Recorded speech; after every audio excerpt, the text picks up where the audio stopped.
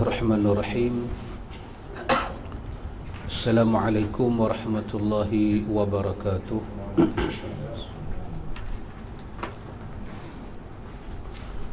Innal hamdalillah nahmaduhu wa nasta'inuhu wa nastaghfiruh wa na'udzu billahi min shururi anfusina wa min sayyiati a'malina. Man yahdihillahu fala mudilla lahu wa man yudlil fala hadiya lahu. Asyhadu an la ilaha illallah wahdahu la syarika lahu wa asyhadu anna Muhammadan abduhu wa rasuluh. Allahumma ati nafsi taqwaha wa zakkiha anta khairu man zakkaha anta waliyuha wa maulaha. Amma ba'du. Ikhwatul iman, ikhwatu fid din, a'azzakumullah wa uhibbukum fillah. Alhamdulillah, summa alhamdulillah. Alhamdulillah, ikhwatul iman, kita boleh sambung majlis ta'lim kita. Alhamdulillah, kita sambung pengajian kita. Kita sampai pada muka surat 21. Muka surat 21. Kita masuk bab malam ni, syirik yang besar. Syirik besar dia kata. Syirik pun kalimah Arab yang telah biasa dengan lisan kita. Kita pun tak ada kalimah lain nak pakai syirik. Kalimah Arab yang dah menjadi sebutan orang Melayu. Syirik, iman, yakin, ini dah sebati dah. Jadi bila kita sebut syirik, orang boleh faham bab yang kita nak cakap tu bab apa? Bab syirik, bab menduakan Tuhan. Kata dia pertanyaan, apakah dosanya paling besar di sisi Allah? Apakah dosa yang paling besar di sisi Allah?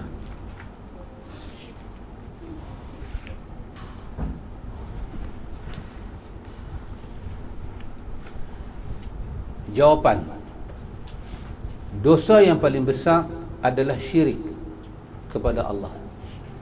Dosa yang paling besar adalah syirik kepada Allah. Dalilnya adalah firman Allah, ya bunayya la tusyrik billahi inna syirka la zulmul azim. Hai anakku, janganlah kamu mempersekutukan Allah, yakni syirik. Sesungguhnya mempersekutukan Allah adalah benar-benar kezaliman yang besar. Ini daripada surah Luqman. Dan ketika Rasulullah sallallahu alaihi wasallam ditanya, dosa apakah yang paling besar? Maka beliau sallallahu alaihi wasallam menjawab, antaj'ala lillahi niddan wa huwa khalaqaka. Kamu jadikan tandingan bagi Allah, padahal dialah semata yang menciptakanmu. Ini hadis Imam Bukhari dan Muslim. Jadi tajuk kita malam ni adalah tajuk berkenaan dengan syirik. Ikhwatul iman, kata penulis kitab kita ini, syirik adalah dosa yang paling besar. Syirik adalah dosa yang paling besar. Kenapa ikhwan? Pertama, kita katakan bahawa kalau orang tu dia buat syirik, dia benar-benar berlawanan dengan apa yang Tuhan sebut. Dari sebutan Tuhan, Allah kata, wa ilahukum ilahun wahid, la ilaha illahu ar-rahmanur rahim. Allah kata, dan ilah kamu dan Tuhan kamu, Tuhan yang layak kamu sembah dengan sebenar-benar adalah ilahun wahid, Tuhan yang esa. Wahid kalau terjemah harfiah satu, dia tak boleh jadi dua, dia tak boleh jadi tiga. Dia Tuhan yang wahid. sama dengan ayat qul huwallahu ahad Allahus samad. Dengan ayat Allah kata tadi dalam suratul Luqman, Allah cerita nasihat Luqman pada anak dia. Anak dia kata, wahai anakku, ya bunayya, wahai anak yang ayah sayang, la tusyrik billah. La tusyrik billah. Kewujudan lam alif di situ untuk menunjukkan kepada anak dia apa sahaja jenis perkara yang boleh akhirnya jadi syirik, jangan kamu buat daripada awal. Bukan kata syirik. Syirik tu syirik lah. Tapi apa sahaja yang membawa wasilah kepada syirik. Yang perbuatan kita lah ni tak panggil syirik, tapi penghujung dia nak jadi syirik. Daripada awal jangan buat. Disekat dia punya sebab-sebab kepada syirik. Yang kedua, ikhwatul iman, kalau satu orang tu dia syirik kepada Allah, dia telah terlibat dengan satu benda yang paling Tuhan benci. Paling Tuhan benci. Nanti kita belajar dalam ilmu akidah, di antara benda yang Tuhan tak boleh buat, di antara benda yang Tuhan tak mampu buat. Kita kata Allah ni dia buat semua benda kan, tapi ada benda Tuhan tak mampu buat. Bukan saja tak mampu buat, bahkan tak boleh jadi. Apa dia? Dia menjadikan Tuhan selain daripada dia. Dia tak boleh buat. Sebab kalau dia buat Tuhan lain, dia jadi apa? Dia jadi makhluk. Mana boleh Tuhan jadi makhluk? Dia tak akan buat. Tak boleh buat. Tiba-tiba hamba dia buat. Tiba-tiba hamba dia pergi tabal benda-benda lain sebagai Tuhan. Maka ini benar-benar mencetus kemurkaan yang paling kekal. Maka kerana itu, bila dalam hadis kita baca tadi dalam Bukhari dan Muslim, bila sahabat tanya Nabi, apakah dosa yang paling besar? Nabi kata, antaj'ala lillahi niddan, kamu jadikan bagi Allah Ta'ala itu niddan, sekutu, tandingan. Kamu jadikan di sisi Allah. Wa huwa khalaqaka, sedangkan kamu tahu bahawa dialah yang telah menciptakan kamu. Maka kerana itu, ikhwatul iman, dosa syirik ni dosanya amat-amat besar. Lepas itu Al-Quran menyebut kepada kita tentang innallaha la yaghfiru an yushraka bihi wa yaghfiru ma duna dhalika liman yasha. Allah tak akan ampun dosa syirik. Allah Ta'ala tak akan ampun sekali-sekali dosa orang yang melakukan syirik kepada Allah. Sekali-kali dia tak akan ampun. Tapi dia akan ampun lain daripada dosa syirik. Dia ampun. Jadi ikhwatul iman, para ulama mula berbincang besarnya dosa syirik ni. Dosa syirik ni besar. Dan Nabi SAW dalam hadis dia, Nabi banyak sebut tentang contoh-contoh syirik. Contoh-contoh syirik. Di antaranya apa dia? Nabi sebut inna ruqa wat tamaim wat tiwalah syirkun. Nabi sebut apa? Nabi kata sesungguhnya jampi-jampi mentera. Jampi-jampi mentera, kamu kena hati-hati, Nabi kata. Kalau nak jampi, kalau nak buat bacaan-bacaan pada orang sakit ke apakah, pastikan daripada Quran ataupun doa-doa ataupun zikir-zikir yang diturunkan Allah kepada kita. Kalau tidak, jampi itu ada masalah. Nabi kata jampi, tangkai, azimat, Nabi kata susuk, kesemuanya ini akan bawa kamu kepada syirik. Belum tentu orang yang pakai susuk, belum tentu kawan yang pakai tangkai, belum tentu kawan yang jampi itu syirik, belum tentu. Tapi Nabi kata dia pasti bawa pada syirik. Kerana dia akan heret ke situ, Nabi kata daripada awal potong buah. Kalau kita tanya pada orang yang pakai ni semua ni, dia akan kata apa? Dia akan kata khatiak lah, usaha lah, apalah. Dan sebahagian besar daripada benda-benda ni, kalau kita timbang dengan akal yang waras, dia ada hasil. Dia ada hasil. Barang hilang, barang kita dah hilang, kita pergi tanya bomoh. Bomoh kata tu betul. Hak bomoh kata tu betul. Bomoh kata tak ada lah, bukan hilang antara mana, orang pinjam Ustaz. Esok lusa dia ganti balik lah, dia hantar balik. Tengok lepas 3-4 hari jumpa. Betul. Pergi ramal, nak tengok ke depan nak jadi apa ni, saya nak berniaga, nak buka kedai tang sini. Tok tengok sesuai ke tak sesuai. Tok tengok tok kata tak sesuai. Hampir buka tempat lain. Kita pun pergi buka tempat lain. Lepas tu ada mana pula Sangkuriang pergi buka kedai tang situ. Tempat tok rumah kata tak boleh. Dengan kehendak Allah, mereka dah tak jadi. Yang kita pergi buka tempat lain tu jadi. Pasal ni Nabi tak bagi jubah berumah. Pasal ni pasal jadi. Bila jadi benda tu, manusia punya percaya kepada Tuhan dia tak jadi 100%.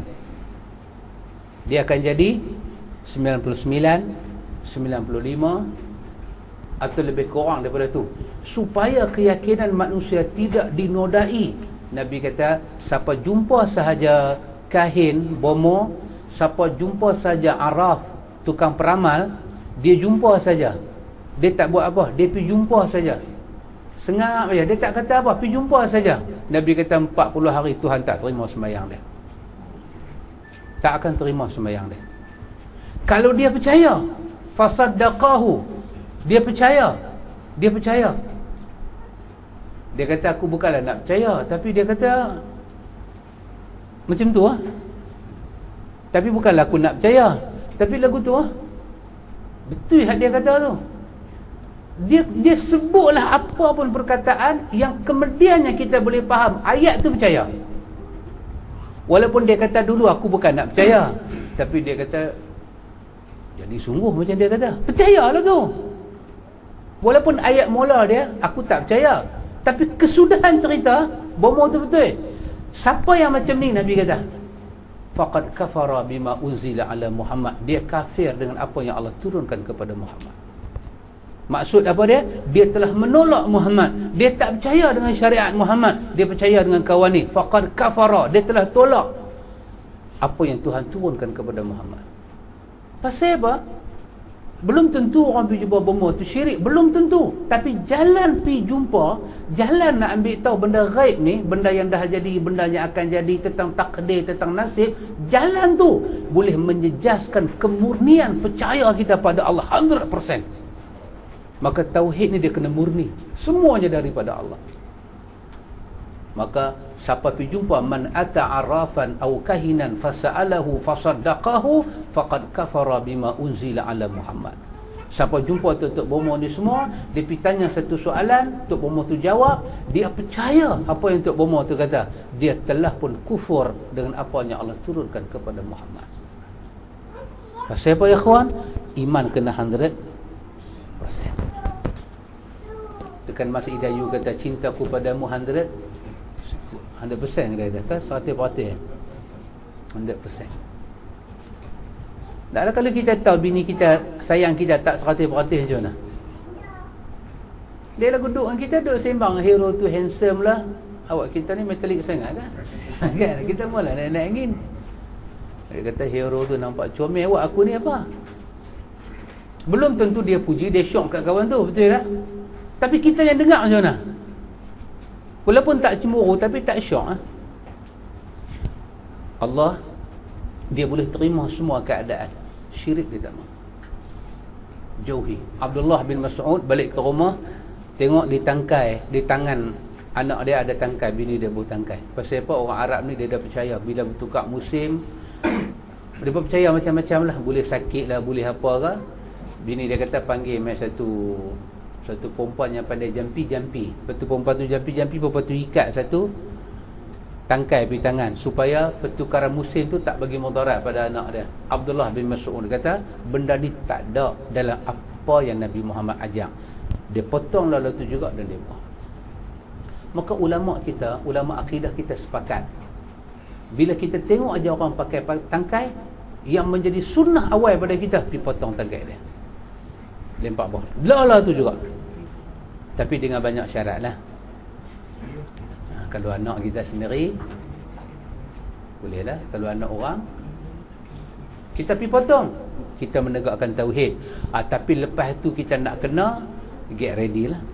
Bapak dia nak serang kita, daripada bapak sampai tok dalam kubur keluar sat mai serang kita. Pasal apa? Hampir potong tali gendi kat perut anak aku. Syirik.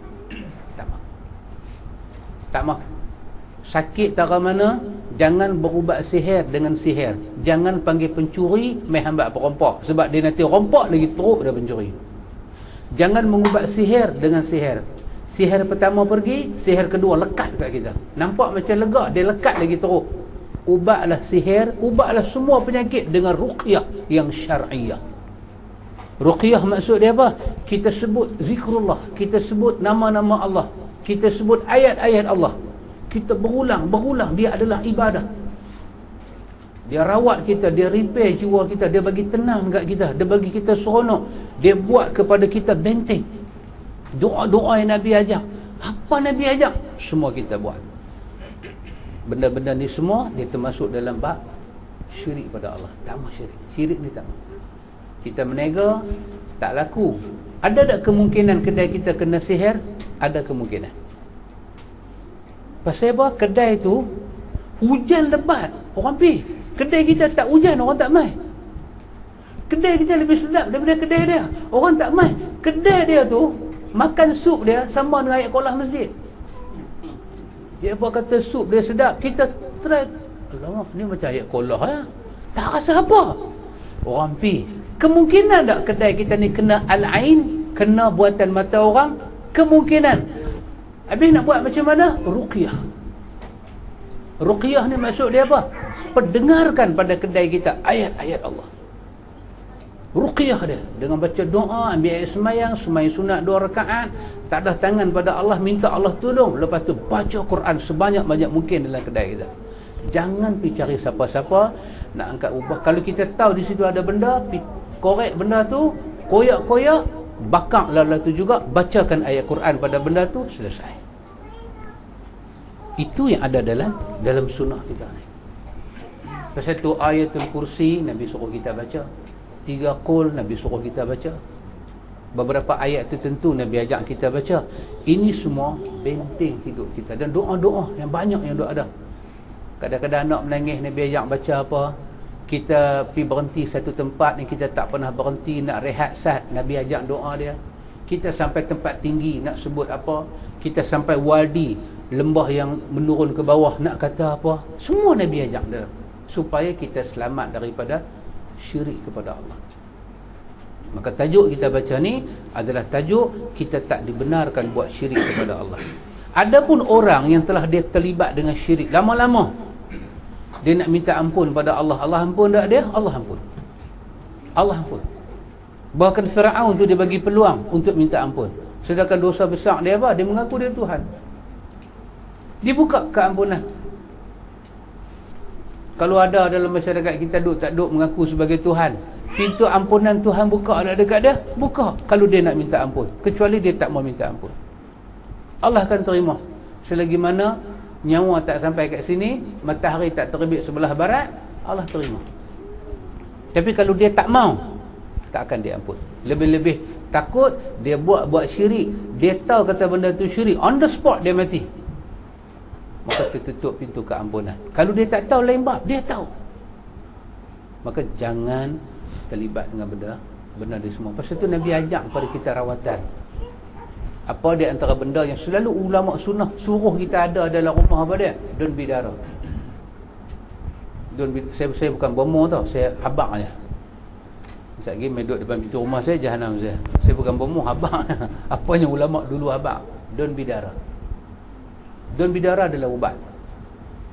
Ubat apa? Ubat bagi orang yang nak mengelak diri daripada kena sihir. Dan ubat untuk kesan pada diri orang tu, kena sihir tak kena sihir. Daun bidara. Daun, macam mana cerita tu jadi bomoh?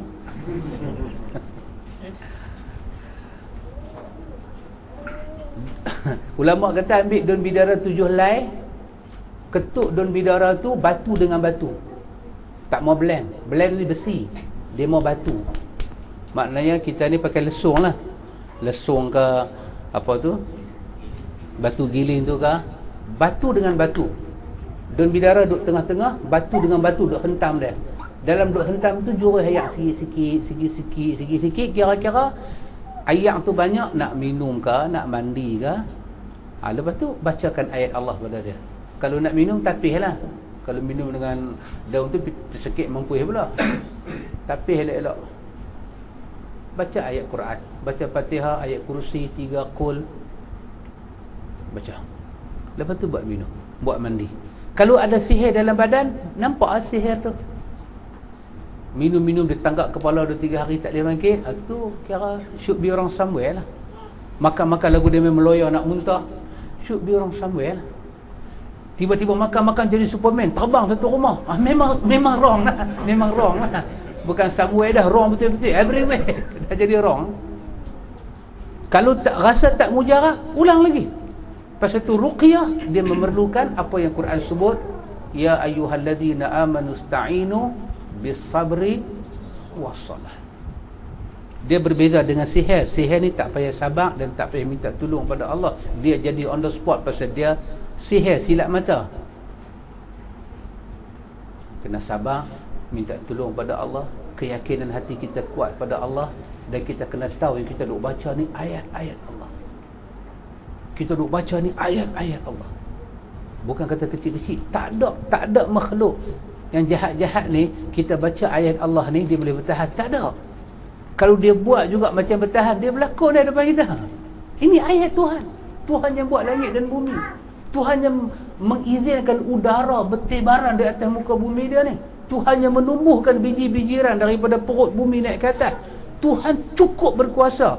Tiba-tiba kita baca ayat dia, ada setan dah duduk gelak, bermakna dia ni cukup punya setan, dia pembohong kita. Kita pula terpukau dengan bohongan dia. Kita kata ayat tak jadi pun, ayat ni bukan tak jadi, dia duk kanjau kita, dia tipu kita. Sabar, teruskan minta tolong pada Allah. Kena ingat selalu, doa adalah ibadah. Doa adalah ibadah. Minta, Tuhan mesti bagi kita.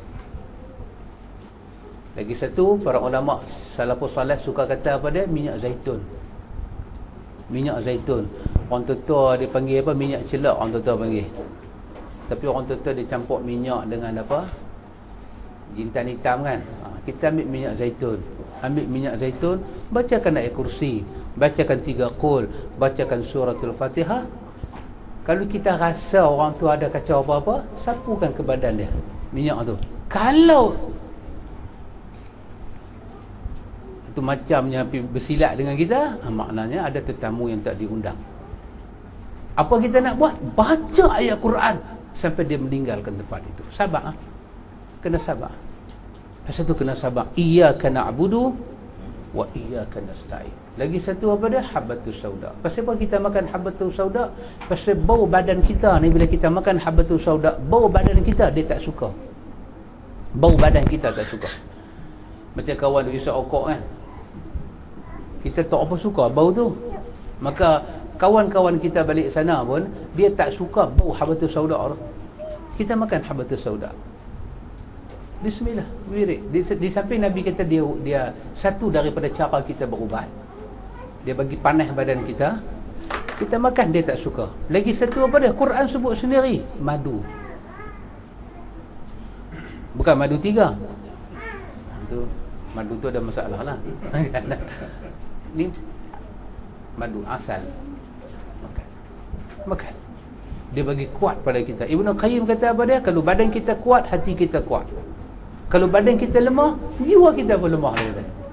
Kekuatan jiwa ada kena mengena dengan kekuatan badan. Maka makan benda-benda macam ni.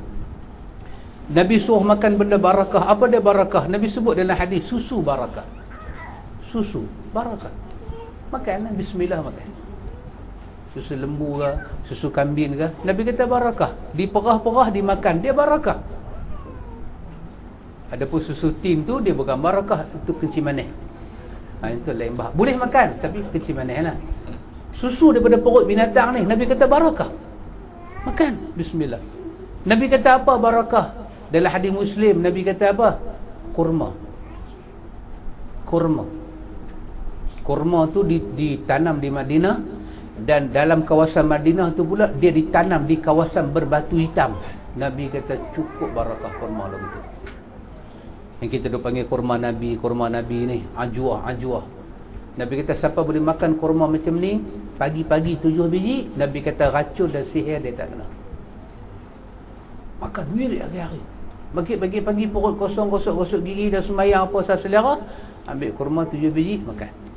Kata bin Bas, kalau tak ada kurma-kurma lagu ni, aku mengharapkan mudah-mudahan Allah turunkan barakah pada semua jenis kurma yang ada. Makanlah kurma 7 biji setiap pagi makan. Pasal apa? Dia rawatan racun dan sihir. Kalau nak kena juga dengan izin Allah.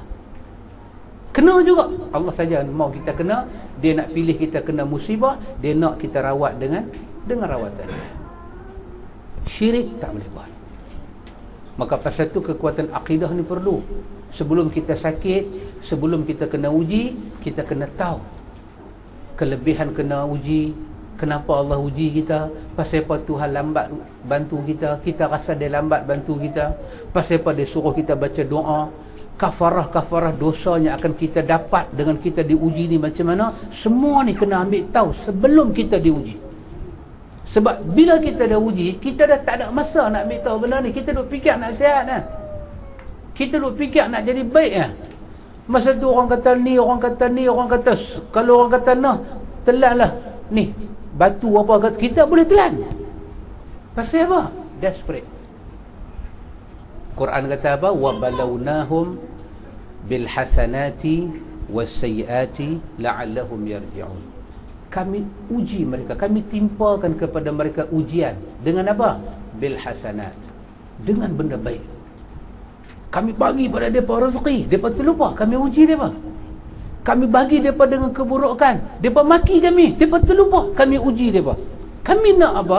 La'allahum yarji'un, supaya mudah-mudahan al-hasanat as-sayyiat yang kena pada mereka, kebaikan dan keburukan itu membawa mereka semua datang kepada kami. Tuhan mau yang pasal itu dunia tak ada nilai dekat Allah. Yang bernilai apa dia? Hati manusia yang datang pada Allah. Maka Tuhan akan bagi apa saja dekat kita ni yang boleh bawa kita datang pada dia. Ada orang kaya, dia bagi kaya, kawan tu banyak bersyukur. Dengan miskin, Tuhan bagi miskin kerana dia miskin lah, 5 waktu tak tinggal. Duk sebut nama Allah di mulut, Tuhan bagi kaya 2 tahun. 2 tahun aja. 2 tahun aja dia kaya. Dapat projek 2 tahun.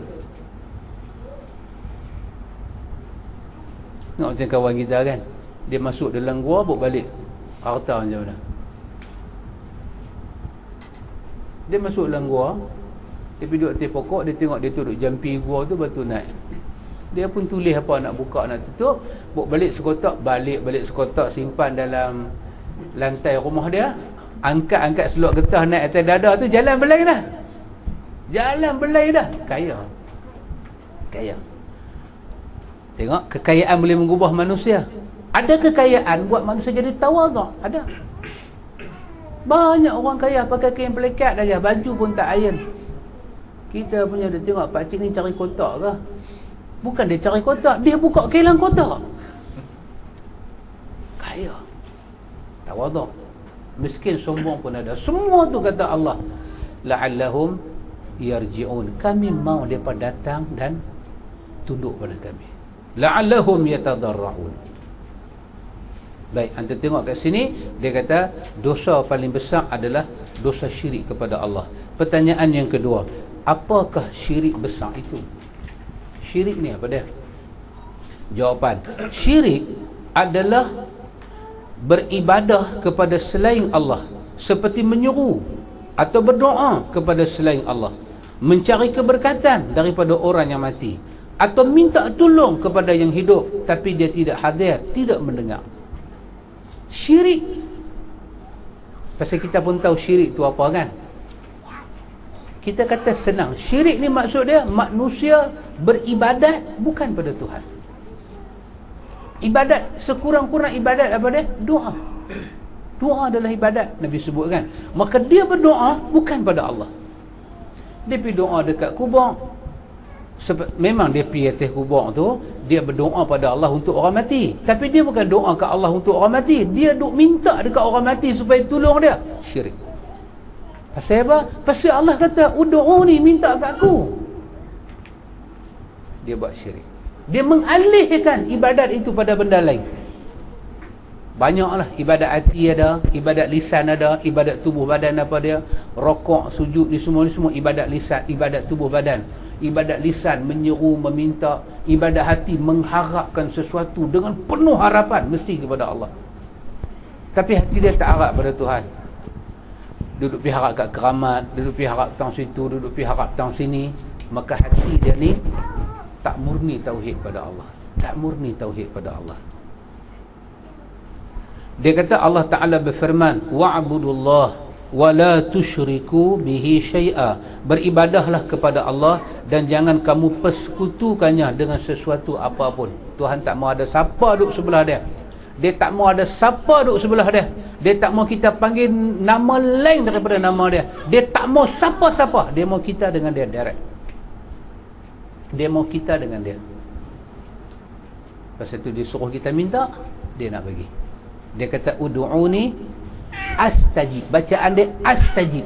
Astajib tu maksud dia apa? Aku terima, aku bagi. Dia bagi, dia tak habaq malaikat nak bagi. Dia kata astajib, aku yang bagi. Ud'uni, hampa semua minta ke aku bagi. Direct kita dengan dia, tak ada perantaraan. Ayat tu mula dengan wa qalu rabbukum, dan Tuhan kamu telah berkata, ud'uni, hampa minta ke aku, astajib, aku yang bagi sendiri. Pasal tu kita pergi pindah pada benda lain. Walaupun kita duk kata di mulut Tuhan yang bagi, tapi akidah kita sudah tidak murni. Ya ikhwan, benda tak murni ikhwan, kita nak cakap lah macam mana. Kita nak rasa apa iman tak murni. Pasal tu bila ada orang beriman pada Allah 100%, kita yang beriman tak 100% ni kita nampak dia wali. Kita yang tak beriman 100% ni, tiba-tiba ada depan kita satu orang boleh beriman 100% pada Tuhan, kita rasa dia kuat gila-gila. Kita kata dia ni biar betul orang ke siapa? Sebenarnya dia orang lah. Pasal apa kita anggap dia lagu tu? Pasal kita teruk. Pasal apa kita cerita-cerita para sahabat dahsyat dia ni, boleh perang, boleh buat tu, boleh buat ni. Pasal dia beriman 100%. Dia orang macam kita lah.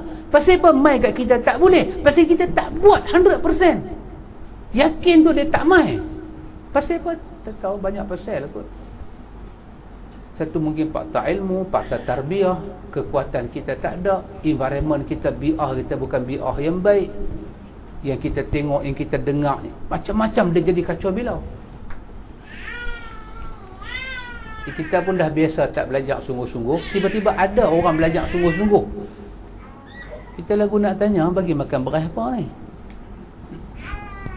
Kita lagu nak tanya, duk makan apa dia ni? Pasal kita ni anak-anak jenis belajar tak sungguh. Tiba-tiba budak ni belajar sungguh-sungguh. Kita rasa bukan pasal dia pelik apa, pasal dia buat betul. Pasal apa doa kawan tu Allah makbul? Pasal apa kawan tu boleh sabar dahsyat? Pasal dia percaya betul kat Tuhan. Pasal tu dia boleh sabar. Pasal apa kita tengah-tengah duk sabar, melencong dah pergi ke lain? Pasal kita tak sabar. Pasal tu kita tengok dia, kita rasa pelik. Sebenarnya bukan pelik pun, dia ambil jalan betul. Kadang-kadang Allah ni dia bagi kita sampai terandah kita kat dinding. Dia bagi kita sampai terandah kat dinding, terkelepek kita dalam hidup. Dia nak apa? Dia nak kita sebut nama dia. Lagi kita tak sebut, dia bagi cukup-cukup kita, sampai kita kena terkelepek. Sampai semua tengok kita kesian, pun kita masih tak sebut lagi nama dia. Duk pergi cari hak bukan-bukan dalam kampung minta tolong lagi.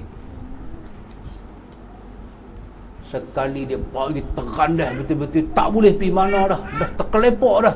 Masa itulah kita tunduk muka ke tanah, hati kita panggil, ya Allah tolonglah aku. Dia tolong kita.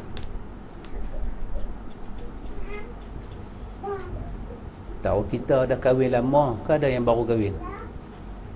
Ada baru kahwin? Kan tak kahwin lagi? Kan bulan 9 baru nak kahwin.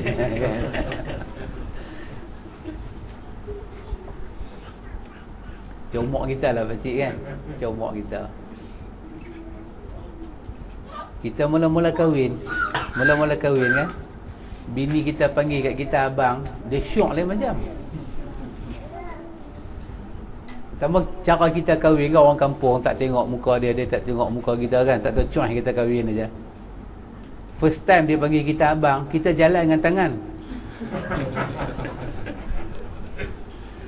Tak jalan dengan kaki. Pakai baju Melayu, poket masuk ke dalam semua. Duk bawa duit jatuh ke tanah, poket masuk dalam. Dia panggil kita abang. Lepas dah kita kahwin 15 tahun, dia panggil abang. Kita kata, ha, elok sikit depan orang panggil aku abang pula. Awak jadi lagu tu macam tu lah. Iman kita macam tu lah. Dia macam tu lah. Kita sebut nama Allah elok-elok, kita sebut dengan bersih, terasa. Tapi bila kita buat tak tahu dengan Tuhan, Tuhan duk buat keliling kita ni bukan sikit-sikit, benda besar-besar dia buat. Pasal kita dah biasa dah. Bini kita duk panggil abang, dah biasa. Tak rasa apa. Dia tak panggil apa pun tak apa. Dia panggil hoi pun tak apa. Dah kadang dah berhumok lagu ni kan, dah tua-tua ni bukan panggil hoi pun. Lagu tu ya. Tahu dia panggil kita, tahu. Amboi anak kata, ayah tahu mak panggil aku. Tahu lah mak. Dia nak ludah yang mana dia panggil aku, yang mana aku tahu tersedak makan rebut teh tu aku tahu yang mana. Dia tahu. Wahai orang tua tu bunyi, oh ya, terus dia main apa pasal. Macam tu ikhwan. Kalau kita mau memperbaharui hubungan kita dengan Tuhan, semua indah. Semua indah. Semua cantik. Tak ada benda yang mustahil dalam hubungan kita dengan Tuhan. Tak ada yang mustahil. Kalau kita mau tajdid iman kita, kita mau perbaharui iman kita, kita bersih dia, kita tengok ayat dia, kita renung, kita tafakur, kita tadabbur, kita beramal, kita latih diri kita, cuba nak sabar, latih sampai satu tahap sebut nama dia saja, ayat mata kita boleh luruh. Tak mustahil. Tak mustahil. Kita tahu hati budi dia, kita tahu sifat dia, kita tahu nama dia. Dengan apa dia uji kita, dengan apa yang dia sandang sebagai sifat dan nama dia, tak akan bercanggah di antara satu sama lain. Tuhan bersifat dengan Rahman. Kita duk kena ni sakit, yang kita kena tak lawan dengan sifat dia Rahman. Maka Tuhan bersifat Rahman, tiba-tiba dia zalim kita, tak betul. Dia tak boleh ada sifat Rahman, dia tak boleh ada sifat Rahim kalau dia buat naya kat kita. Dia menamakan diri dia dengan Rahman dan Rahim. Habis yang kita tanggung ni apa dia? Itulah tanda dia Rahman dan dia Rahim. Dia tak boleh kontradik di antara apanya daripada Tuhan dengan apa yang Tuhan buat. Tak boleh kontradik. Tapi pasal kita tak kenal dia, kita tak kenal. Macam kita kenal anak-anak kita. Kita nafi, kita kata hang tak kenal anak aku. Tak pakcik, memang dia curi sungguh. Aku kenal lah anak aku. Jahat-jahat pun anak aku. Kita punya cakap kan, kita kenal dia. Kita punya nafi lah buruk. Orang melungguk atas belakang dia, nafi. Pasal anak kita kenal dia. Kita nak semayang, kita nak puasa, kita nak apa, nak tanggung apa dalam hidup ni, kita start dengan pergi mengaji. Dia tu siapa? Nama dia apa? Sifat dia apa? Lepas tu bila kita masuk dalam dunia hidup ni, dalam dunia ibadat, semua yang kita kena, kita akan ingat sifat-sifat dia macam tu. Orang tak kat kita makan di luar lah hari ni. Tadi pagi hang berkelai dengan bini hang, dia tak masuk kat hang Terus duduk balik lah, hang makan rumah aku Hang balik pun boleh lapar apa-apa. Kita kata tak, bini aku kenal lah. Dia masak tak masak, dia geram tak geram, aku kenal. Tak tahu kawan tu kata, bukan masalah bini hang, perangai dia wuduh. Silat-silat dia masak, dia lepas kabat dalam periuk. Dia ni kata, kita kata apa? Bini aku tahu lah. Dia ni paksa kita, tak usah balik lah, makan sini. Kita balik tak balik? Kita balik. Pasal kita tahu. Tapi pasal Tuhan kita tak tahu. Dia kata, dia Ahad, dia Samad, dia beritahu lam yalid walam yulad walam yakul lahu kufuwan ahad. Dia beritahu dia esa, tak ada sekutu. Orang duk minta pada benda lain. Dia beritahu dia esa, tak boleh minta ke orang lain. Dia saja boleh makbulkan doa kita. Kita pakai tangkai. Pasal kita tak kenal dia, kita tak tahu dia. Kita jadi macam terhoyong-hayang dalam hidup ni. Dia kata dia bagi sakit, dia bagi sembuh. Dia kata dia bagi susah, dia saja boleh angkat susah tu. Yang kita duk ulang dalam doa kunut pagi-pagi tu. Dia beritahu dia tak buat zalim. Kita kena sikit. Kita awaklah dia buat kat aku tara ni. Pasal kita tak kenal dia. Kita tak tahu sifat dia, kita tak tahu nama dia. Ayat dia pun kita tak tahu. Macam mana kita nak beriman dengan dia? Pasal tu syirik punya pasal, syirik. Orang boleh buat syirik di antara pasal dia pasal apa? Pasal dia tak kenal Tuhan. Pasal tu kena develop. Jana. Hari-hari. Pasal tu Quran nak kena dengar, nak kena tasmi', nak kena tadabbur, nak kena amal, nak kena hidup dalam satu lingkungan. Selalu bagi nasihat, menasihati sama-sama kita. Tengok kawan tu duduk mengadu sakit teruk sangat. Macam Nabi sebut dalam hadis Muslim. Kawan tu mengadu sakit teruk. Apa Nabi kata kat dia? La ba'sa tahurun insya-Allah. Bahasa Nabi. Dia punya duk tanggung sakit tak lega-lega. Apa Nabi kata? La ba'sa. Tak apa. Tuhan tak buat nayakan. Tahurun. Hang sedang dibersihkan oleh Allah daripada segala dosa. Insya-Allah. Insya-Allah. Kita kena ada bi'ah lah betul. Orang menasihat kita, ada hari kita nasihat orang watawasau bil haqqi watawasau bis sabri. Kena ada. Kita tak boleh hidup seorang-seorang. Tak boleh hidup seorang-seorang. Kita nanti condemn. Kita duk didik keluarga kita elok-elok ni, mai kita punya angkatan adik-beradik ni semua ni, bala tentera ni sipnya ramai mai duk dah batalion ni semua ni jenis tak mengaji ni. Jenis pakai helmet serbu je. Kita satu keluarga aja mengaji. Depa ni tak pernah mengaji. Depa ni bersin aja pergi cari bomoh. Bersin aja cari bomoh. Awak tu 2-3 hari ni saya duduk bersin. Tok pun tengok dan layak. Tok kata ada 2 ekor depan tak? 2 ekor. Batalion ni semua ni, batalion berani mati ni semua ni, mai rumah kita. Dia tengok anak kita duk bersin, hacim. Dia duduk tengok je. Dia tanya kita, berapa lama dah bersin? Kita kata 2-3 hari sudah, musim kot. Dia lagu duduk usyar, dia duduk balik pada. Dia kata aku hari tu bersin 3 jam je 2 ekor. Ni berapa ekor yang duduk ada ni, dah 3 hari 4 hari. Dia lagu duduk biasa bini kita kat dapur. Dia kata pilah tengok sikit, kita khetiak. Sampai tak sayang anak langsung. Bini kita pula kena racun tu. Ni dalam kita duduk bagi tahu kena racun tu. Kata abang, jom anak bersin lama. Lah kita kata tadi kan baru pergi klinik, doktor bagi antibiotik ni semua. Iyalah doktor. Kita bukan tahu orang neki kanak kat kita. Kena sabar. Kena sabar, sifat. Pasal tu Nabi ajak bila orang bersin kata apa? Yang bersin tu kata apa? Alhamdulillah. Yang dengar kawan kata alhamdulillah nak kata apa? Yarhamukallah. Kalau dia bersin lagi sekali nak kata apa? Yarhamukallah. Dia bersin pula lagi sekali nak kata apa? Yarhamukallah juga. Semoga Allah rahmati kamu. Berdosa hang duk luruh. Dia bersin juga kali keempat kita kata ghufranak. Mudah-mudahan selesailah dosa hang di sisi Allah. Dia bersin juga kali kelima kita nak kata apa? Pergi klinik. Kali kelima hampir klinik. Tengoklah apa yang betul. Kalau orang kafir pula bersin depan kita. Orang kafir bersin, hacim. Tadi dia pergi kata alhamdulillah. Alhamdulillah pula dia. Jadi kawan dengan kita lama, dia kata alhamdulillah. Kita nak kata apa kat dia? Kita tak kata apa, ada kafir. Ada. Kata, Nabi ajak kata. Kata kat dia apa dia? Yahdikumullah wa yuslih balakum. Semoga Allah bagi hidayah pada kamu dan mengelokkan kesihatan kamu. Kata juga yahdikumullah wa yuslihu balakum. Allah mengelokkan urusan kamu. Kata kat dia lagu tu.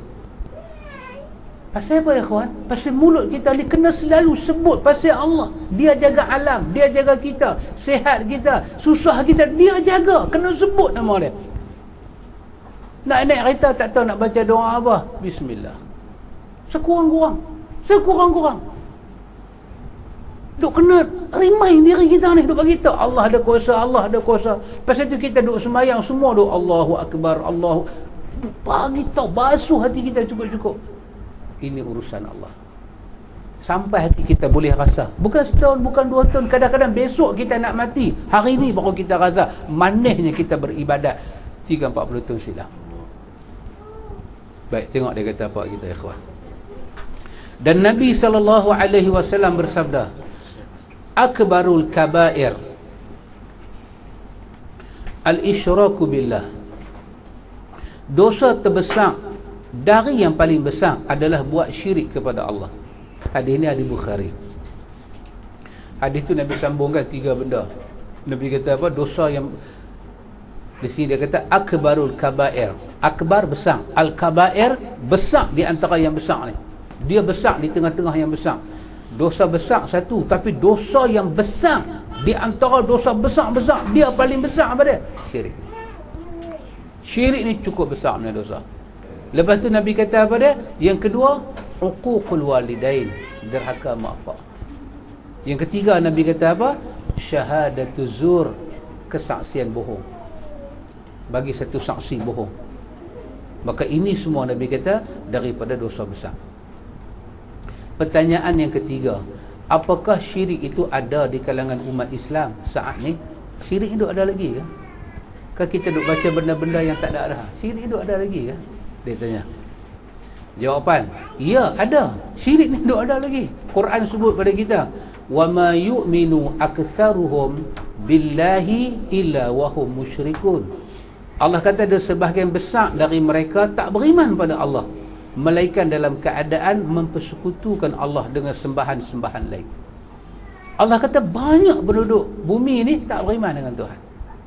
Sampai hari ni ya, ada kehidupan banyak tak beriman, illa melainkan wahum, banyak mereka tu musyrikun, syirik pada Allah. Kita tahu, kita tak tahu.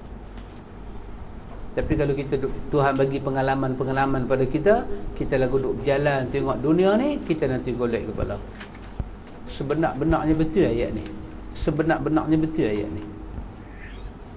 Dan kadang kita ingat dia berjaya, dia boleh sorok daripada kita, tapi dia tak boleh sorok amalan yang dia nak bawa sampai dalam kubur dengan kegagapan.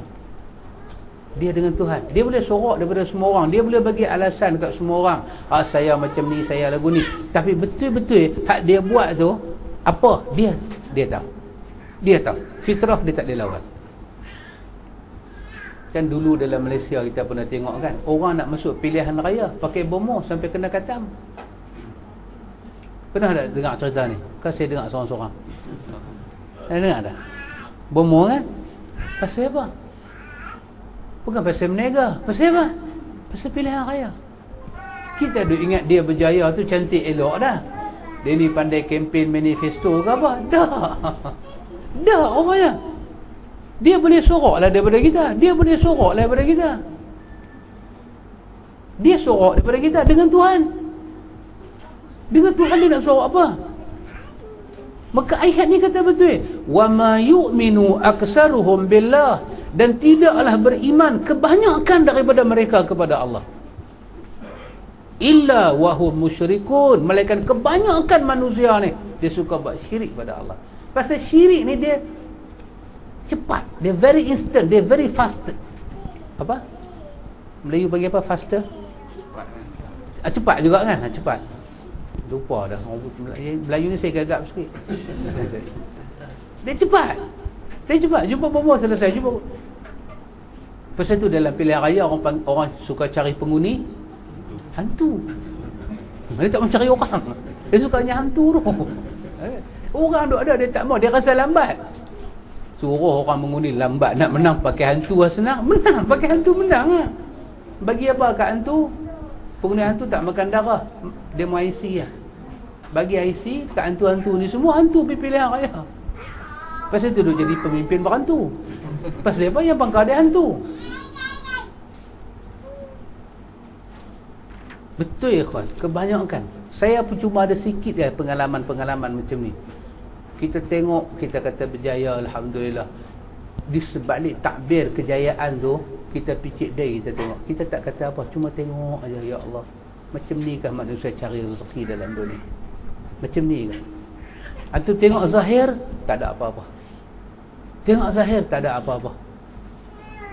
Dia apakah dia apa? Oh, Allah, kita kata Allahu Akbar. Apa duk buat apa tu? Yang menega bertingkat ke apa dia panggil? Piramid-piramid ni semua ni kan. Allah, kita kata baguslah depa ni menega usaha. Kan? Kadang-kadang yang tu pun pakai tangkai. Supaya dia pergi suar muka dia depan pintu rumah orang, orang tengok dia, orang beli barang dia. Dia naik cepat nah, dia ragas cepat nah. Piramid tu dia naik atas, pergi satu tahap dia tak boleh pergi depan pintu pagar rumah orang dah. Orang bawah aja pergi, dia dah duduk makan saham. Allahu Akbar. Kita kata macam ni pun pakai juga. Dia kata kalau tak pakai, dia kata jahanam. Tak banyak dapat dia ikhwan, tapi kena memakai. Betul ayat ni betul. Kalau kita nak pergi selongkang,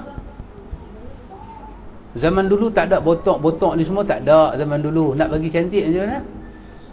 Susuk ah. Lah ada botok botan dagu jadi tu dia punya nalah ke depan. Dia tengok depan cermin punya serak, kita tengok macam mana orang purba hidup balik. Dia pergi cucuk bagi nalah punya dagu, dia seronok sangat dengan dagu besar ni. Kita kata apa manusia ni? Dia nak bagi muka dia dah umur 50, nak bagi nampak 15.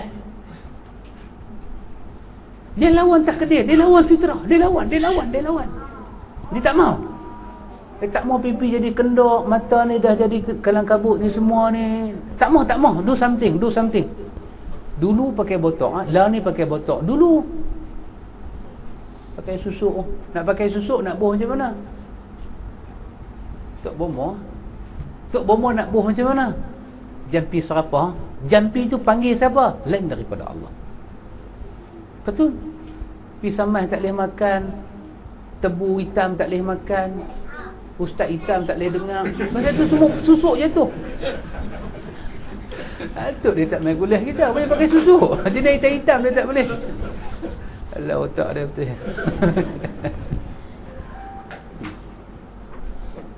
Dan sabda Nabi SAW, la taqumu sa'atu hatta talhaqa qabailu min ummati bil musyrikin wa hatta ya'budul awthan. Hadis ini di At-Tirmizi. Nabi kata hari kiamat tak akan tiba sampai beberapa suku kabilah di antara umatku bergabung dengan orang-orang musyrik, dan hingga mereka menyembah berhala yang disembah oleh orang-orang musyrik itu. Na'udzubillah. Ini keadaan betul-betul kiamat dah nak sampai. Orang Islam masa tu hidup dia tak ada had dah. Tak ada had. Yang dia fikir nak senang, nak kaya, apa orang dapat dia kena dapat. Batas-batas, jangan ceritalah dia bangsa apa, dia agama apa, semua dia tak mau dengar. Sampai pada tahap kalau time tu dia kena pergi sembah lain daripada Allah, dia akan sembah. Pasal apa? Nak senang. Kan apa, anak Yusuf Aslam tu, dia buat satu filem kan, ada tengok tak? Oh, kau saya tengok seorang-seorang. Udah siap ni benda tengok Quran ya. Nampak muka Quran. Filem Munafik. Satu filem nama Munafik. Oh, bukan saya suruh tengok. Tapi filem tu dia nak cerita bab ni, bab kita baca ni. Cuma dia tak buka lah kitab. Tapi yang kita duk baca ni dalam filem tu pasal apa? Cerita satu orang nama Pak Osman. Pak Osman ni nak pengaruh, nak orang hormat pada dia, dia pakai benda-benda yang dilarang oleh Tuhan. Dia sembah syaitan. Di ujung gambar tu, baca kitab kan nak cerita gambar. Di ujung gambar tu syaitan tu keluar, tunjuk dia duk puja. Ya betul. Ni tak berlaku kiamat lagi ni. Kita dah tengok. Kita boleh tengok. Jadi Nabi sebut betul, syirik ni kalau kita tak ajak. Pasal tu Luqman ikhwan, Luqman hidup sebelum Nabi Muhammad. Luqman hidup pada zaman Nabi-Nabi dulu. Duduk pun di kawasan padang pasir, dia dah bagi tahu pada anak dia kesan syirik tu sangat dahsyat. Anakku jangan buat syirik, kerana kezaliman yang besar adalah syirik. Pertanyaan yang keempat, apakah hukum berdoa pada orang mati atau orang hidup yang tidak hadir? Kita duk cakap pasal syirik ni, dia kata apa hukum kita berdoa pada orang mati? Bukan kita minta Allah ampun dosa dia, kita pergi kat kubur dia, duk pergi minta keramat dia. Tu masuk syirik tak? Ataupun orang tu masih hidup tapi dia tak ada depan kita, kita duk panggil nama dia dalam doa kita, boleh ke tak boleh lagu tu? Syirik juga ke? Jawapan, berdoa pada orang mati atau mereka yang tidak hadir adalah sebuah bentuk syirik. Dia tak ada depan kita, dia tak ada. Katalah dia ni satu orang hebat lah, orang soleh lah, dia tak duduk depan kita, tapi dalam doa kita duk suruh duk pakai nama dia, kita tak boleh. Kecuali dia duduk depan kita, dia duduk ada, kita kata dekat dia, Ustaz, Syekh, tolong doa pada Allah untuk saya, dan kita mengaminkan doa dia. Yang tu tak apa, yang tu dia minta pada Tuhan, kita aminkan doa dia. Ni dia tak ada, kita duk sebut nama dia, ya Syekh, hang duk tamana Syekh, tamana hang duk pun hang boleh mendengar. Itu sifat Tuhan. Yang mendengar ni, itu sifat Tuhan, bukan sifat orang tak ada depan kita. Kita ni bukan kata tak ada, beralih belakang dah jadi pekak badak dah. Orang kata apa, tak dengar, tak dengar dah. Pergi atas kubur, kawan tu dah mati, kita duk baca hadis, ada mungkar, ada nangkir. Kalau dia orang baik, dia diberi nikmat, dia tidur dalam kubur tu macam tidur pengantin, macam tidur orang soleh. Kalau dia orang jahat, dia diazab, kubur himpit dia duk kena azab. Tiba-tiba kita pergi atas kubur dia, kita pun tak tahu dia dapat azab ke, dia dapat nikmat, kita pun tak tahu. Kalau dia dapat nikmat, dia enjoy dengan nikmat tu. Kalau dia kena azab, dia sengsara. Tiba-tiba kita pergi, kita kata, Tuhan yang mati ni, saya mai, tolonglah minta ke Tuhan untuk saya. Kalau dia dapat nikmat, dia macam orang tidur, bukan dia dengar. Kalau dia kena azab, dia duduk kelupuk, dia duduk kelupuk. Nak dengar kita ke, nak aduilah di bawah tu ke? Dua-dua tak kena. Macam mana kita pergi minta kepada orang ni? Maka dia kata, kalau kita buat juga lagu tu, kita dah minta pada lain daripada Allah. Kalau kita tak kata syirik 100%, jalan kepada syirik telah diterokai. Dan ini sangat bahaya, sangat-sangat bahaya. Firman Allah Ta'ala, وَلَا تَدْعُوا مِن دُونِ اللَّهِ مَا لَا يَنْفَعُكَ وَلَا يَضُرُّكَ فَإِنْ فَعَلْتَ فَإِنَّكَ إِذًا مِنَ الظَّالِمِينَ. Dan jangan kamu menyembah apa-apa yang tidak memberi manfaat dan tidak pula memberi mudarat padamu selain Allah. Sebab jika kamu berbuat yang demikian itu, maka sesungguhnya kamu kalau begitu termasuk orang-orang yang zalim. Allah kata, kalau kita pergi minta lain daripada Allah, kita orang yang zalim. Kalau kita termasuk orang yang zalim, ya kawan, benda apa yang kita kena buat dulu? Kena istighfar pada Allah. La ilaha illa anta subhanak inni kuntu minaz zalimin. Ini ucapan orang yang terbuat zalim. Cepat-cepat kena minta ampun pada Allah. Tak boleh bertahan hidup lagu tu, salah. Tapi ya kawan, macam mana kita nak beritahu ke orang? Dia jumpa satu busuk, dia kata keramat. Dia jumpa busuk, dia kata keramat. Dia pergi bubuh nama busuk keramat apa ke. Lepas tu dia cipta cerita. Dia mimpi pula, nak pergi jadi mimpi pula. Dia nak mimpi bukan susah. Sebelum tidur kita duk rayan mimpi ya saya. Nak panggil mimpi ni bukan susah kan. Cuba sebelum tidur duk rayan orang nak bunuh aku. Saya buka-buka mata, nampak lelaki kita nak tikam kita. Rayan senang. Duk busuk keramat, mimpi pecah busuk, keluar Tok Wali. Bukan keluar anak-anak, keluar Tok Wali. Oh, jaga memang dia lah. Duk pergi minta bukan. Macam mana kita nak pergi habaq ke orang kita? Tak boleh buat macam tu. Nak habaq je lah. Kita ambil qul huwallahu ahad, bagi tahu kat dia. Ambil ayat-ayat Quran tu bagi tahu kat dia. Perah logik akal bagi tahu kat dia. Dia jenis pandai bercakap. Dia cakap kat kita, dia kata kalau Tuhan mau apa salahnya? Kalau Tuhan mau apa salahnya, dia jawab. Masalah dia hang buat salah. Mana boleh Tuhan mau macam tu? Tuhan tak mau hang buat syirik. Dia kata hang lah kata syirik. Tapi tok guru aku tak kata apa. Kata siapa tok guru hang? Tok guru aku dia main dalam mimpi je. Alamak, tok guru tak main ku dia main dalam mimpi. Apa punya tok guru ni? Kuliah-kuliah tak main dalam mimpi. Anda tengok macam ni punya duk jadi dalam dunia ni. Tak tahu ayat apa nak kata kat orang macam ni. Nabi bersabda, Nabi kata, man mata wa huwa yad'u min dunillahi nidda dakhala an-nar. Ini hadis Bukhari. Nabi kata barang siapa mati sementara dia berdoa lain daripada Allah. Dia mati dalam keadaan duduk minta lain daripada Allah. Mati ketika minta ke, atau dalam perjalanan pergi minta ke, ataupun tengah balik daripada minta ke, dia mati, hidup dia minta lain daripada Allah. Nabi kata dia mati dalam keadaan dia masuk neraka. Nak kata apa ikhwan? Nak kata apa? Kadang-kadang kita ingat hobi dia pakai cincin, gondu-gondu punya cincin, gorga punya cincin, dia buh kat tangan, ni 5 pakai. Cuma tak selit kat kaki je cincin. Tangan ni penuh dengan cincin. Minum air pun batu tu kena, pam, Mekah kering. Kita ingat hobi dia. Rupanya bukan hobi. Setiap batu tu ada cerita. Setiap batu. Nyawa dia ni bukan ada kat Tuhan, ada kat batu. Senang dia bukan ada kat Tuhan, ada kat batu. Rezeki dia bukan ada kat Tuhan, ada kat batu. Bahagia sengsara dia semua dekat batu.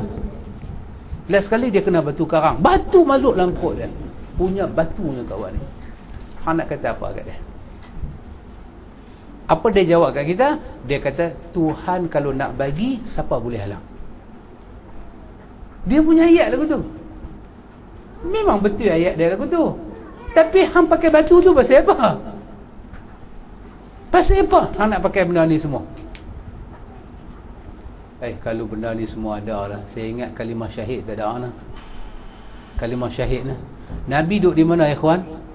Madinah kan? Depan Madinah duk ada apa? Depan masjid Nabi tu, kita keluar daripada makam Nabi, kita pandang terus ya ke depan. Kita nampak bukit apa? Bukit Uhud.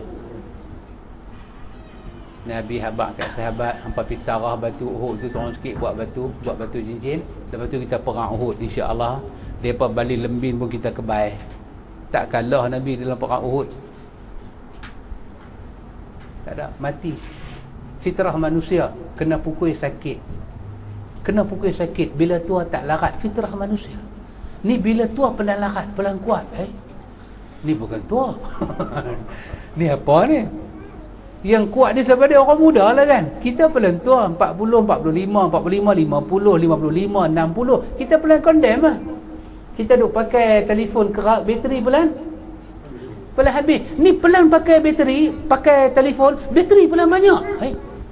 Di mana punya telefon ni? Telefon tu canggah dengan fitrah. Tak boleh. Pakai satu benda di tangan. InsyaAllah lah, saya ni kalau langgak kereta pun, kereta kemek oh. Kereta kemek. Kata Tuan, pakai apa? Dia tak apa, dia kata cincin ni je lah. Semua dengan Allah, dia kata. Kun payakun. Tunjuk tangan, naik ke langit, tapi buat syirik. Jangan buat lagu tu. Apakah doa itu termasuk satu bentuk ibadat? Ya, doa adalah satu bentuk ibadat. Allah Ta'ala berfirman, wa qala rabbukum ud'uni astajib lakum. Innal ladhina yastakbiruna an ibadati sayadkhuluna jahannama dakhirin. Dan Rabbmu telah berfirman, berdoalah pada aku, nescaya akan kuperkenankan bagi kamu. Atau tengok ayat tu macam mana? Wa qala rabbukum, dan Tuhan kamu telah kata. Allah kata. Allah suruh Nabi kata dia kata, ud'uni, hampa semua minta agak aku. Apa dia kata? Astajib. Aku seorang saja boleh perkenan apa yang hampa minta. Dengan adanya ayat ni ikhwan, terbatal usaha-usaha yang salah. Terbatal, automatik terbatal. Duk pergi minta sana, minta sini, semua tu kita boleh tengok dia minta lain daripada Allah. Terbatal dengan doa ni. Salah, kerana ni ayat Quran. Allah suruh minta kat dia. Demam ke, sakit gigi ke, susah ke, duit tak ada ke, apa bala sekalipun dalam hidup kita ni, minta kat dia. Nanti kita baca pula bab adab-adab berdoa. Di situ buka pula bab adab kita berdoa. Tapi kena minta dekat Allah. Dan Nabi bersabda, Dan Allah berfirman, sesungguhnya orang-orang yang menyombong diri daripada beribadah kepada aku akan masuk neraka jahanam dalam keadaan hina. Siapa-siapa tak mau minta ke Tuhan, pergi minta pada benda lain, Allah buh dia dalam neraka jahanam. Tak berjaya dia. Tak berjaya. Tambah dia buat syirik. Allah bagi tahu. Orang-orang yang mereka ni sombong daripada beribadah, daripada minta pada Allah, dia pergi minta pada benda lain. Dia pergi kubur si luncai ke? Kenal si luncai? Tak kenal lah. Si luncai yang terjun dengan labu-labunya, biarkan. Dia terjun dah dengan labu-labu dia. Nak buat apa dah terjun? Kalau belum terjun bolehlah. Pihak dah terjun, biarkan. Pergi kubur luncai. Nak buat apa? Dia kata labu tu tak rosak lagi. Dia pergi minta kat labu tu. Mati kalau tak bertobat dan tak mau tobat, Allah kata kami buh dia tahu mana? Jangan cari pasal benda ni semua. Sabda Nabi, ad-du'a huwal ibadah. Doa adalah ibadat. Doa ibadat hanya pada Allah. Dan syarat ibadat macam mana kita dah baca dah. Apa? Antum ingat lagi kalau saya tanya apa syarat Tuhan terima ibadat kita? Ikhlas. Ikut Nabi. Ha? Minggu sudah atau bukan bulan sudah? Minggu sudah baru kita. 2 minggu sudah. Apa dia? Kan ni muka surat 19 tu. Iman pada Allah, ikhlas, contoh ya Rasulullah. Itu syarat ibadat. Iman kita pada Allah, tauhid jaga, ikhlas pada Allah, dan ikut cara Nabi. Maka doa pun demikian. Tak ada riwayat Nabi duk pergi doa tentang kubur-kubur. Malaikat Nabi doa di kubur untuk siapa? Doa minta kepada Allah, Allah ampun dosa orang kubur. Itu ada. Minta orang kubur, kita pergi minta kepada orang kubur supaya dia minta kepada Allah, supaya Allah berkat hidup kita. Yang ni tak ada. Maka kerana doa tu ibadat, ibadat kena ikut syarat-syarat beribadat. Soalan yang terakhir, apakah orang mati bisa mendengar doa? Orang mati, kita pergi ke kubur dia, kita duk panggil ayah, ayah dah mati ayah. Depa kata ayah dah jumpa dah muka nangkir. Ni kerana ayah dah jumpa malaikat, boleh dah habaq pada malaikat ni. Ni cik berniaga 4 hari dah orang tak masuk kedai. Ayah tolonglah ayah, cik ni anak ayah. Boleh tak pergi cakap lagu tu? Adakah dia dengar doa kita? Tengok dia nak kata apa. Dia kata tidak, mereka tak bisa mendengar. Mereka tak boleh dengar. Apatah lagi nak makbulkan doa kita. Apatah lagi mereka nak makbulkan doa kita. Kalau kita pergi baca doa untuk orang mati, kita doa pada Allah supaya Allah bagi kat dia, Allah akan sampaikan doa kita. Allah akan sampaikan. Kalau kita pergi nak sembang dengan dia, dia tak dengar. Kita masuk kubur, kita masuk dalam tanah kubur, kita kata Assalamualaikum ya ahlad diyar, kita bagi salam. Dia dengar tak? Nabi suruh kita bagi salam kepada penghuni kubur. Nabi suruh bagi salam. Kita kata bagi salam kepada orang yang di dalam kubur. Bila kita sampai di tanah kubur, kita bagi salam. Pasal apa? Nabi suruh bagi salam. Bila kita duk pergi bercakap dengan dia, dia dengar tak? Tak ada riwayat kata dia dengar. Bahkan ada ayat Quran kata pula, innaka la tusmi'ul mauta, sesungguhnya kamu tidak dapat menjadikan orang-orang mati mendengar. Kita tak boleh buat bagi dia dengar. Kalau dia nak dengar, apa dia nak dengar? Dengan izin daripada Allah. Pasal itu kita berdoa kepada Allah untuk dia, Tuhan akan sampaikan. Kita bagi salam, pasal Nabi suruh kita bagi salam, kita bagi salam. Kita buat pada orang mati ni kerana Tuhan suruh. Dekat tu je titik dah. Lain tak boleh. Kalau Nabi kata tak bagi salam pada ahli kubur, kita tak bagi salam. Pasal apa kita nak bagi salam, dia dah mati. Tapi kerana Nabi suruh bagi salam, kita bagi salam. Dia dengar ke tak dengar, Nabi tak bagi tahu kat kita, kita bagi salam. Kita nak pergi sembang dengan dia, dia dengar dah. Quran kata dia tak dengar. Kita berdoa kepada Allah, ada manfaat dari dekat dia? Ada. Tuhan sampaikan. Semuanya urusan Tuhan dan memerlukan dalil daripada agama. Kita tak boleh buat sendiri-sendiri. Allah Ta'ala berfirman lagi, وَمَا أَنْتَ بِمُسْمِعٍ مَنْ فِي الْقُبُورِ, dan kamu sekali-kali tak sanggup menjadikan orang dalam kubur dapat mendengar. Tak boleh. Hanya Tuhan saja boleh buat.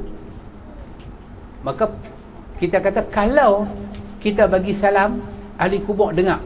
Kita kata apa? Hanya Tuhan saja boleh bagi dia dengar. Kerana tu mungkin ada syariat boleh bagi salam. Maka kita boleh cakap pada bab tu saja. Kita tak boleh pelebak. Bab tu saja. Bagi salam, bagi salam. Dia dengar ke tak dengar? Katalah dia dengar. Kita kata dia dengar apa? Dia dengar. Orang bagi salam. Takat tu. Orang sembang kita kata tak dengar. Pasal Nas kata bagi salam. Maka berhenti kat bagi salam. Malam Jumaat dia balik buat apa? Kalau dia balik muka nangkir duduk tak mana? Kalau dia balik yang kata azab kubur duduk tak mana? Yang kata nikmat kubur duduk tak mana? Dia balik buat apa? Dia balik nak tengok dia beradik buat kenduri arwah ke tak? Allah, tak ada pasal. Dia duduk berjawab dalam tu. Nak tinggal muka nangkir, nak pergi tengok dia buat arwah ke tak? Dia nanti arwah dalam kubur tu nanti. Yang jaga dia bukan orang, mungkar nangkir. Malam Jumaat 40 dia balik, hari raya, malam raya dia balik, dia tengok adik-beradik ingat dak kat dia. Pagi raya dia tunggu hati kubur dia, nak tengok siapa kemai. Pasal apa pagi raya dia tunggu hati kubur? Pasal apa? Pasal raya. Awak dia tak pergi sembahyang raya masjid terus. Masjid dengan kubur bukan jauh sangat. Pergi sembahyang terus lah. Baju raya tak ada. Jawab, dia pasti jawab. Baju raya tak beli. Kita layan puak-puak merepek ni kawan, kita merepek serupa dia. Kita pun berpilah punya pasal lah. Ni kali tahun depan beli baju siap-siap pergi kat hati kubur. Tengok-tengok baju tu hilang. Oh, dia dah pakai. Rupanya kutu tu dah berlari lah. Kita kata dia pakai. Dia jadi kartun lah. Maka apa kita buat? Berdoa hanya kepada Allah. Tak boleh.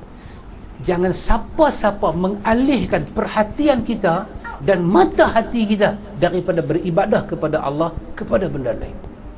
Hatta dalam doa kita berselawat kepada Nabi. Macam mana bentuk selawat? Allahumma salli. Kita panggil Nabi, nama Nabi ke? Kita minta Allah bagi kat Nabi ke? Yang kata selawat kan pakcik? Adakah kita kata ya Muhammad, ya Rasulullah? Ada tak kita kata lagu tu? Tak ada. Boleh tak kata lagu tu? Tak boleh. Yang kita kata apa dia? Allahumma salli ala Muhammad. Berdoa pada Allah untuk Nabi. Ya, doa. Bukan bercakap, doa. Kita kata ya Allah, hamba bagilah kebaikan pada Nabi Muhammad, keluarga dia, sahabat-sahabat dia, orang yang ikut dia sampai hari kiamat. Kita doa pada Allah untuk Nabi. Maka selawat bukan bukti kita minta kat Nabi. Tak, kita minta kat Allah bagi kat Nabi. Itu ada. Duk panggil Nabi dalam doa tak ada. Ya Rasulullah, saya susah, tolonglah. Tak ada. Kerana doa kepada Allah. Nabi Muhammad insan, dia bukan Tuhan. Tak boleh. Melainkan doa kepada Allah untuk dia, Allah akan makbulkan doa kita. Maka yang ni kita belajar ni, hati kita kena kuat lah. Pasal apa? Pasal orang yang tak setuju dengan kita pun kuat. Kita sampai tak boleh doa langsung. Kita duk cakap doa pada Tuhan, dia faham kata tak boleh doa. Oh, dia kata susah lah ni. Kata pasal apa susah? Kita tengok mamak tu duk merepek. Pak mamak tu kata apa? Dia kata sampai tak boleh baca doa. Tengok punya pekak badak pun tak pekak antara tu. Kita kata jangan doa pada benda ni semua. Minta terus kepada Tuhan. Minta terus kepada Tuhan. Allah akan bagi apa yang kita mahu. InsyaAllah ikhwan, muka surat 26 kita akan masuk bab berbagai macam syirik besar. Syirik besar ni pun ada macam-macam ikhwan. Ihtimailah. Macam mana ni? Dia bawa lah contoh pada kita. 1-2 contoh yang kata syirik-syirik ni apa dia? Dia buat lah. Panjang umur, sihat badan, kita sambung insya-Allah. Di sini kita boleh tengok hadis-hadis yang Nabi kata tak boleh pakai azimat, tak boleh pakai tangkai. Dia buat lah hadis-hadis ini semua. Dan nanti saya akan bagi pada sahabat-sahabat semua yang para ulama tulis kat kita, kan?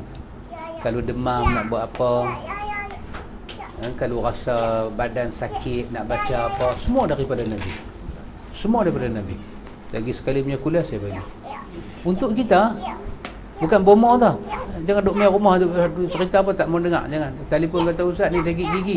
Gigi hang punya pasal. Hang sendiri punya pakar gigi. Cuma sekadar nak bagi tahu khazanah duk ada. Khazanah duk ada. Yang kata nak tumbuh apa tadi? Daun bidara kan. Kita daun bidara buat bagi ni mayat nah. Daun bidara tu minum bagus. Mau lagi bagus buat kapok baru. Mau lagi bagus pergi kapan terus lepas tu lagi bagus. Daun bidara ni bagus. Kita makan dia bagus, kita minum dia. Buat mandi ke buat apa. Saya tak tahu benda ni cuma ada dalam buku-buku yang ditulis oleh para ulama kita ambil. Kita ambil, kita rasa nak amal, kita amal.